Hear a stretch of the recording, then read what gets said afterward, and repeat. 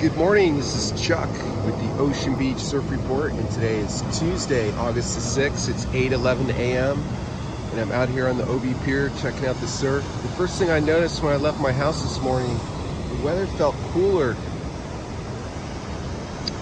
When I got down to the beach, I heard some guys just got out of the water and they said the water could be as low as 62, so it looks like the water temperature may have dropped. If you're going to come down and surf, don't forget your wetsuit.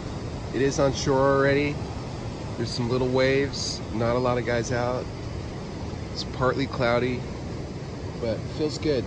It's not too hot. It should be a nice day here in Ocean Beach.